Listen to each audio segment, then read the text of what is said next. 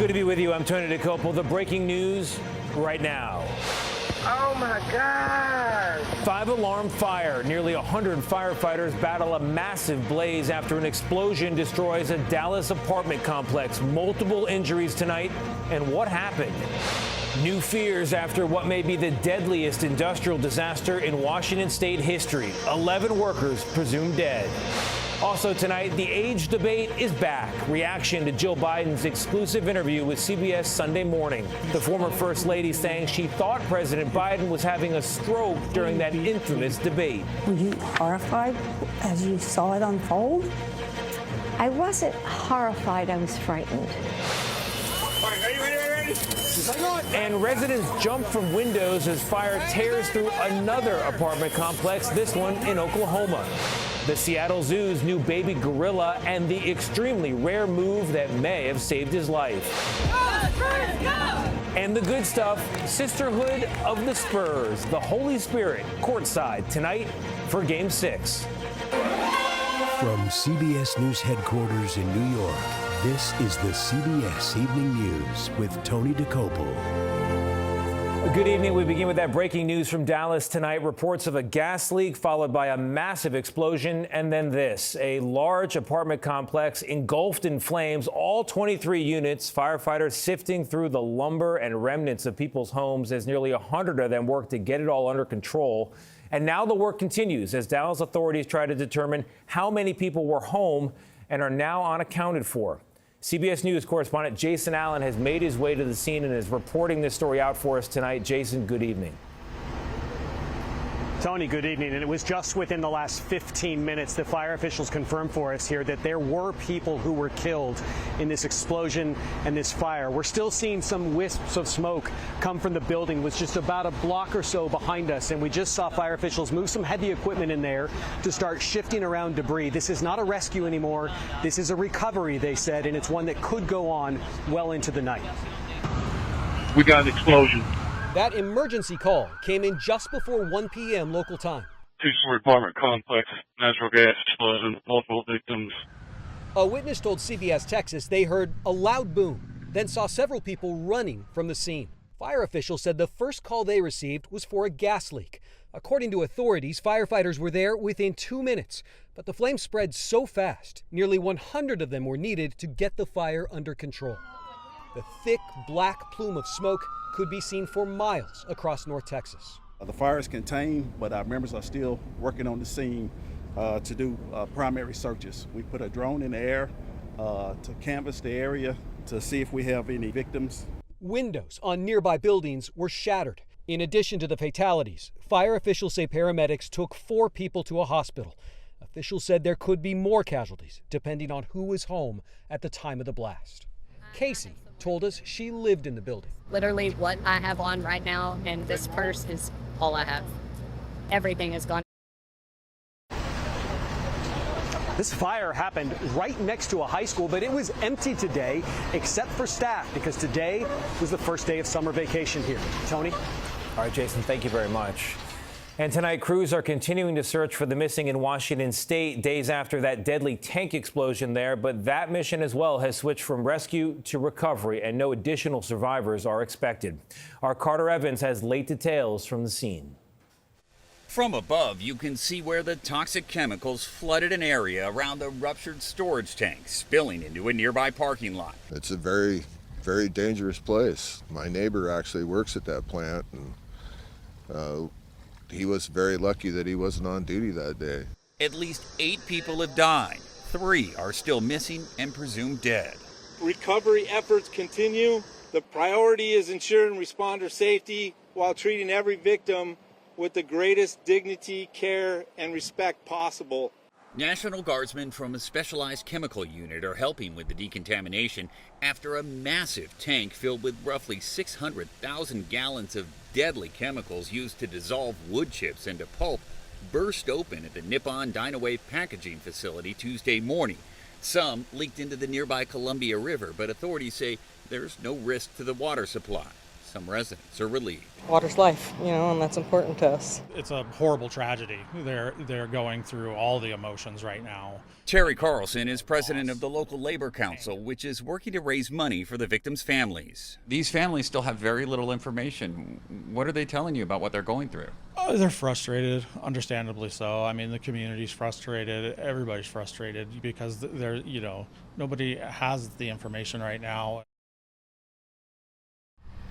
Now, the chemicals that were in that tank are so dangerous, so caustic that even the fumes can be deadly, and that's why it took days before rescuers could even begin to recover the bodies of those missing workers. Tony? All right, Carter, thank you very much. We have another preview tonight from Jill Biden's exclusive new interview with CBS Sunday Morning. The former First Lady telling our Rita Braver President Biden was indeed slowing down, as she put it, even as he ran for re-election. But it was all just normal aging, she claims, nothing more than that. Here's Chief White House correspondent Nancy Cordes.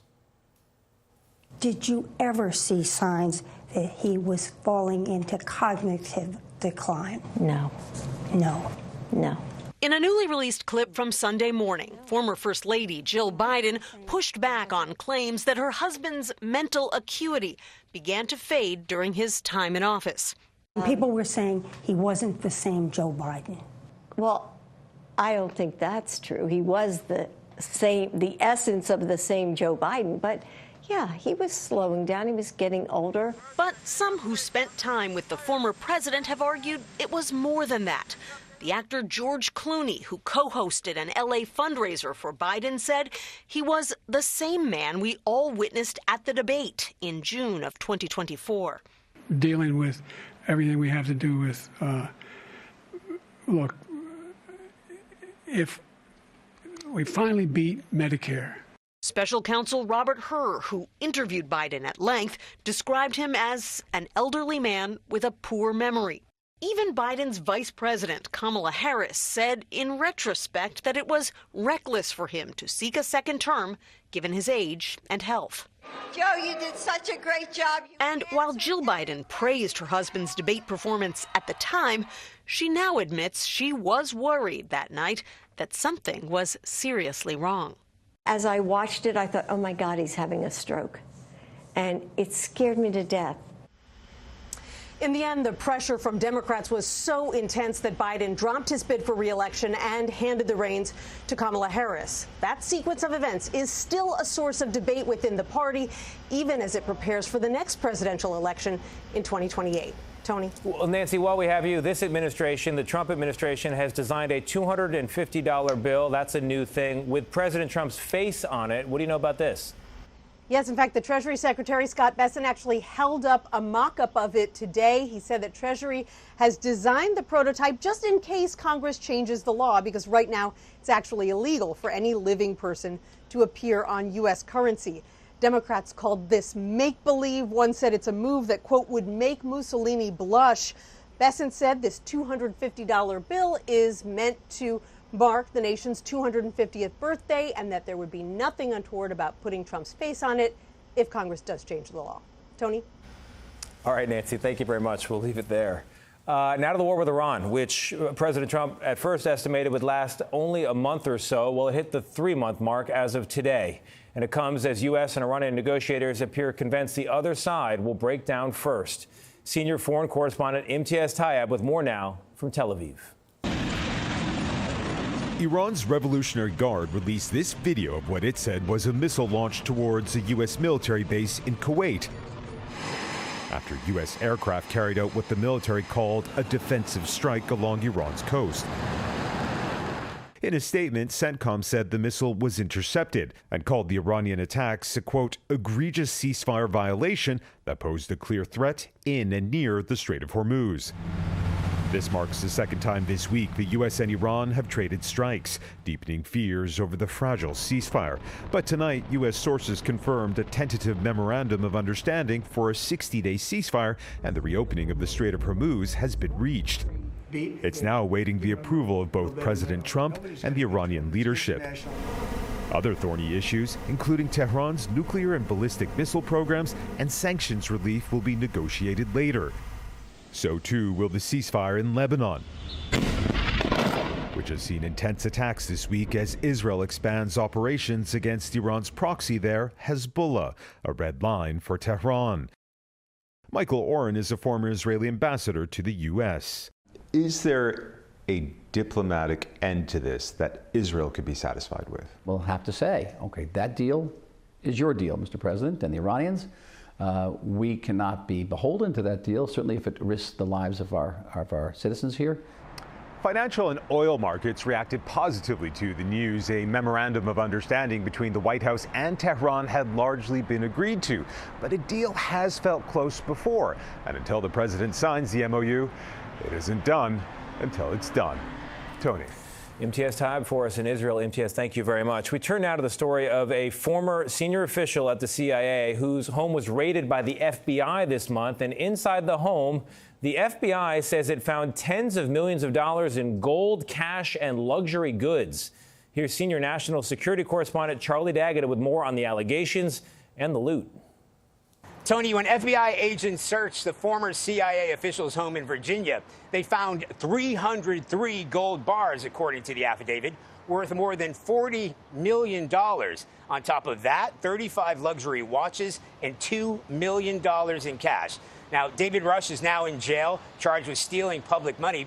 But when the investigation started, it was actually looking at whether he lied about his educational background in applications for government jobs and a security clearance. Sources confirmed to CBS News that Rush worked for the CIA, and court papers say that starting in November last year, he allegedly started asking the government for gold bars for work-related expenses. What those expenses were, Tony, we don't know yet. Charlie, thank you very much. NHL legend Claude Lemieux has died. He had this beautiful moment Monday. Lemieux coming in from the cold, carrying the ceremonial torch of the Montreal Canadiens before Game 3 of the Eastern Conference Finals. He was a four-time Stanley Cup winner with the Canadiens, the New Jersey Devils, and the Colorado Avalanche. Known as a tough player, a gritty player. And late today, the Palm Beach County Sheriff's Office in Florida saying he died by suicide. Claude Lemieux was 60. And tonight, for the first time, we have the view from police body cam of a huge fire ripping through an Oklahoma apartment complex earlier this month as police push in to save who and what they can. CBS News senior national correspondent Mark Strassman has details. Dramatic, newly released police video shows flames roaring through the roof of this second-story apartment complex in Midwest City, Oklahoma, earlier this month. Hey, is there anybody up there? These are the tense moments as first responders arrived at the scene. We're trying, back up! Amid all the chaos, word spread. People and dogs were trapped inside.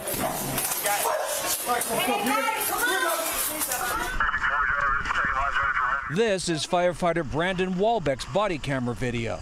His crew was assigned search and rescue. We had 8 different apartments involved in this fire. All of them had smoke involvement as well. So you don't know where they're at, which apartment they're in. Kitchen was clear. They enter the smoking building going door to door, but flames blocked the main exit.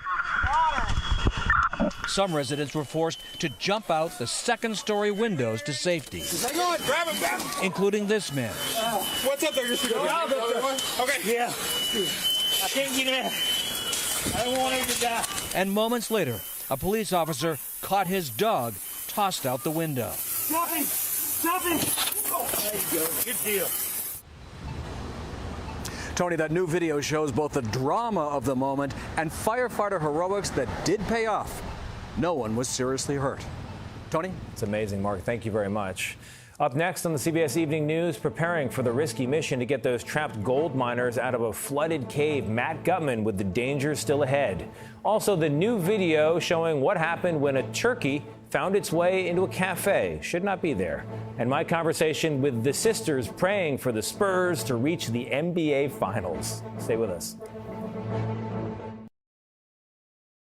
It took several days and a team of elite divers just to find several gold miners trapped inside a mine in Southeast Asia. And now, what might be the harder part? Getting them out. CBS chief correspondent Matt Gutman on the dangerous next step. After that moment of elation and cries of relief, 5 of the 7 miners with those tear-streaked faces on that stone shelf in a cave in Laos found alive. Now the task, keeping them alive and getting them out. So you're still working on the plan. Why is it so complex and complicated? There's plan A, B, and C. And plan A, it's safety reasons, it's time, it's weather, it's their condition. 9 days ago, monsoon rains entombed the 7 artisanal gold miners from a nearby village in this cave in the jungles of Laos. In 2 trips into the miners, lead rescue diver Miko Pasi and his team brought food and thermal blankets, the miners filming these testimonials for loved ones. But with him, Pasi also brought the harsh reality of their situation. What did you tell the miners that you're going to do now? What do they expect to happen? I think that's a tricky thing that they ask that, like, when are you going to take us out now? You don't want to, break their trust or give them too much hope or too little hope. But this is a question that is very hard to answer for them because you don't even know the answer yourself. They'd hoped to be able to pump the water out of the cave, but now they might be forced to give those miners a crash course in scuba diving. Now, after 5 days of pumping, if we're still not successful, we are considering the diving option, which is the last option for us because it includes quite high risk for us and for the victims as well. And their very first dive will be a treacherous plunge into the coffee-colored murk filled with dead ends and knife-sharp rocks where panic can be fatal. The rescuers tell me that hope for finding the additional 2 miners is now fading. Now, the rescue team spent all day negotiating with the Lao government, trying to lobby for more resources and to expand their international dive team. But I want to give you a sense of how high the stakes are right now. They are also asking for immunity from charges in case someone dies during the rescue. Tony. You can understand why. Matt Gutman for us again on this story. Matt, thank you. Still ahead, the unusual way Seattle's newest gorilla was brought into the world.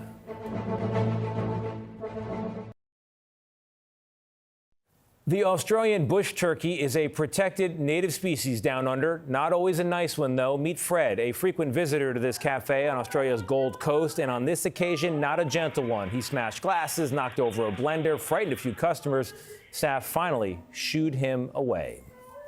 Something historic just happened at Seattle's Woodland Park Zoo. Doctors there performed a C-section on a gorilla, the first at this zoo, one of the first anywhere in America. It was a complicated labor for Olympia, the mom, but they saved the baby, delivered on Sunday. And in Indiana, a flash flood swept a baby deer into harm's way, but Captain Joe Sinclair with Madison Township heard the cries and went in for the rescue. His colleagues were able to pull them both back to dry land. There were snuggles, pictures to prove it, and the deer went to a local animal rescue. Up next, for all the Oklahoma City fans who don't think the Spurs have a prayer of making the finals, meet the fans who beg to differ.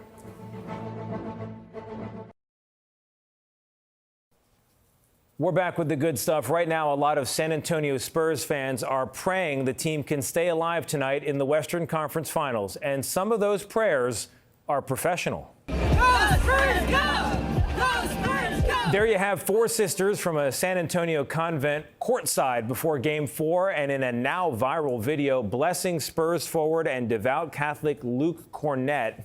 The San Antonio chapter of the Salesian Sisters of St. John Bosco has been rooting heavily for the Spurs for at least 20 years.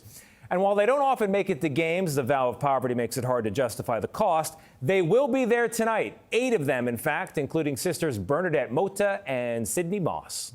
People think that living a religious life like yours is a boring life, but it seems like you're disproving that. Religious life is meant to be, especially for us, a life of joy and happiness. The support that we have from each other, the prayers, it's beautiful. It's a beautiful life.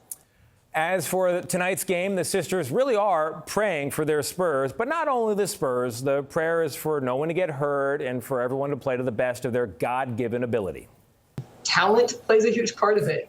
And so, yes, we are praying really that God's will would be done. That said, while the odds makers over in Sin City say the Thunder will win this series, the sisters beg to disagree. Spurs in 7, they say. We'll see. That's another day in America. I'm Tony DeCoppel. We'll see you right back here tomorrow. Good night.